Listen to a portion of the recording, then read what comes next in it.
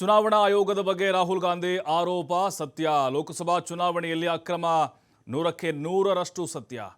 Tweet ಮೂಲಕ ಸಚಿವ ದಿನೇಶ್ ಗುಂಡೂರಾವ್ ಆರೋಪವನ್ನು ಮಾಡಿದ್ದಾರೆ.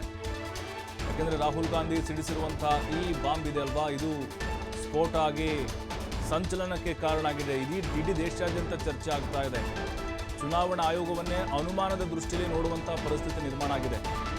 ಹಾಗಾದರೆ ಅದೃಶ್ಯ ಮತದಾರರನ್ನ ಸೇರಿಸುವ ಕಲೆ ನಡೆದಿದೆಯಾ? ಚುನಾವಣಾ ಆಯೋಗ ಇದನ್ನ ಸಿದ್ಧಿಸಿಕೊಂಡಿದೆ. ಮಹಾರಾಷ್ಟ್ರ ವಿಧಾನಸಭೆಯಲ್ಲೂ ಕೂಡ ಇದಾಗಿದೆ. ಲಕ್ಷಾಂತರ ಮತದಾರರನ್ನು ಸೇರ್ಪಡೆ ಮಾಡಲಾಗಿದೆ. ಆ ಅದೃಶ್ಯ ಮತದಾರರು ಯಾರು ಅನ್ನೋದು ಗೊತ್ತಾಗಬೇಕು. ಇದಕ್ಕೆ ಆಯೋಗ ಸರಿಯಾದ ಉತ್ತರವನ್ನ ಕೊಟ್ಟಿಲ್ಲ. ಚುನಾವಣಾ ಆಯೋಗವೇ ಅಕ್ರಮದ ಮೂಟೆಯಾಗಿದೆ. ಹೀಗಾದ್ರೆ ನ್ಯಾಯಸಮ್ಮತ ಚುನಾವಣೆ ಎಲ್ಲಿ ಸಾಧ್ಯ? ಚುನಾವಣಾ ಆಯೋಗದ ನಡೆಗೆ ಸಚಿವ ದಿನೇಶ್ ಗುಂಡೂರಾವ್ ಆಕ್ರೋಶವನ್ನ ಹೊರಹಾಕಿದ್ದಾರೆ ಟ್ವೀಟ್ ಮಾಡೋ ಮೂಲಕ. ಯಾಕೆಂದರೆ ಇದ್ರ ಬಗ್ಗೆ ಚರ್ಚೆಗಳು ನಡೀತಾ ಇದೆ. ಈ ಹಿಂದಿನಿಂದಲೂ ಕೂಡ ಪ್ರತಿಪಕ್ಷಗಳು, ಅದರಲ್ಲೂ ಕಾಂಗ್ರೆಸ್, ರಾಹುಲ್ ಗಾಂಧಿ ಅವರು ಚುನಾವಣೆಯಲ್ಲಿ ಅಕ್ರಮಗಳಾಗ್ತಾ ಇದೆ, ಅದು ಲೋಕಸಭಾ ಚುನಾವಣೆಯಲ್ಲಿ, ಇನ್ಕ್ಲೂಡಿಂಗ್ ಕರ್ನಾಟಕವೂ ಕೂಡ. ಕರ್ನಾಟಕದ ಬಹುತೇಕ ಕ್ಷೇತ್ರಗಳಲ್ಲಿ ಇದೇ ರೀತಿಯಾಗಿ ಆ ರೀತಿ ಅದೃಶ್ಯ ಮತದಾರರನ್ನ ಸೇರಿಸುವಂತಹ ಕೆಲಸ ಆಗಿದೆ. ಯಾವ ಕ್ಷೇತ್ರ ಅದೆಲ್ಲವನ್ನು ಕೂಡ ನಾನು ಬಿಚ್ಚಿಡ್ತೇನೆ ಅಂಕಿಅಂಶಗಳ ಮೂಲಕ ಅಂತ ಈಗಾಗಲೇ ರಾಹುಲ್ ಗಾಂಧಿ ಅವರು ಸವಾಲು ಹಾಕಿದ್ದಾರೆ. ಅಂದರೆ ಸುಖ ಸುಮ್ಮನೆ ಅವರ ಹೆಸರು ಇಲ್ಲದೇ ಇದ್ದರೂ ಕೂಡ ಸೇರ್ಪಡೆ ಮಾಡುವುದು, ಅವರ ಹೆಸರನ್ನ ಸೇರ್ಪಡೆಗೊಳಿಸುವುದು, ಇದು ಭಾರಿ ಚುನಾವಣಾ ಅಕ್ರಮ ಆಗಿದೆ. ಲೋಕಸಭಾ ಚುನಾವಣೆಯಲ್ಲಿ ಈ ಪ್ರಯೋಗವನ್ನು BJP, ಅದರಲ್ಲೂ BJPಯ ಅಣತಿಯಂತೆ ಕೇಂದ್ರ ಚುನಾವಣಾ ಆಯೋಗ ಮಾಡಿಕೊಂಡು ಬಂದಿದೆ. ನೋಡ್ತಾ ಇದ್ದೀವಿ, ದಿನೇಶ್ ಗುಂಡೂರಾವ್ ಅವರ ಟ್ವೀಟ್ ಇದು. ಲಕ್ಷಾಂತರ ಮತದಾರರು ಸೇರ್ಪಡೆಯಾಗಿದ್ದರು ಮಹಾರಾಷ್ಟ್ರ ವಿಧಾನಸಭಾ ಮತ್ತು ಲೋಕಸಭಾ ಚುನಾವಣೆ. ಅಂದರೆ ಆ ಅಂತರವನ್ನು ನೋಡಿದರೆ ನಮಗೆ ಗೊತ್ತಾಗುತ್ತೆ. ಹಾಗಾದರೆ ಯಾರವರು? ಕರ್ನಾಟಕ ಲೋಕಸಭಾ ಚುನಾವಣೆಯಲ್ಲೂ ಕೂಡ ಈ ರೀತಿಯ ಅಕ್ರಮವನ್ನು ಎಸಗಲಾಗಿದೆ ಅಂಥೇಳಿ ಬಹಳ ದೊಡ್ಡ ಗಂಭೀರ ಆರೋಪ ರಾಹುಲ್ ಗಾಂಧಿ ಅವರು ಮಾಡಿದ್ದಾರೆ.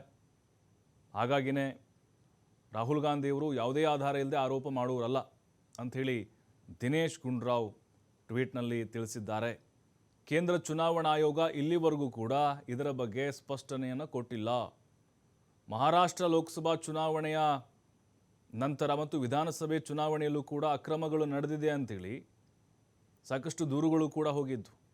ಆಮೇಲೆ ಕೇಂದ್ರ ಚುನಾವಣಾ ಆಯೋಗ ಅದಕ್ಕೆ ಸಂಬಂಧಪಟ್ಟಂತೆ ಸ್ಪಷ್ಟನೆಯನ್ನು ಕೊಡ್ತು. ಆದರೂ ಕೂಡ ಅದು ಗೊಂದಲವಾಗಿ ಮಾರ್ಪಾಡಾಗಿತ್ತು. ಸಮರ್ಪಕವಾಗಿ ಉತ್ತರವನ್ನು ಕೊಡಲಿಲ್ಲ, ಸ್ಪಷ್ಟತೆ ಇರಲಿಲ್ಲ.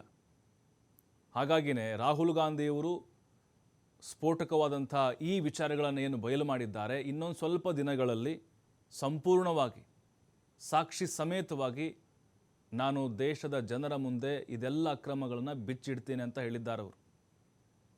ನೋಡಿ, ಕರ್ನಾಟಕದಲ್ಲೂ ಕೂಡ ಅದರ ಬಗ್ಗೆ ಗಂಭೀರವಾಗಿ ಚರ್ಚೆಗಳಾಗ್ತಾ ಇದೆ. ಕೆಲವು ಕ್ಷೇತ್ರಗಳಲ್ಲಿ ಹೇಳ್ತಾ ಇದ್ದಾರೆ, ನಮ್ಮ ಕ್ಷೇತ್ರದಲ್ಲೂ ಕೂಡ ಈ ರೀತಿಯ ಅಕ್ರಮ ನಡೆದಿರಬಹುದು, ಹಾಗಾಗಿನೇ ಇಲ್ಲಿ ಅಭ್ಯರ್ಥಿ ಗೆದ್ದಿರಬಹುದು.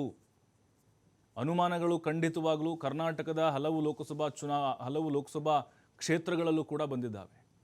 ಕೆಲವು ಪರಾಜಿತ ಅಭ್ಯರ್ಥಿಗಳು ಹೇಳ್ತಾ ಇದ್ದಾರೆ, ಆರೋಪ ಮಾಡ್ತಾ ಇದ್ದಾರೆ.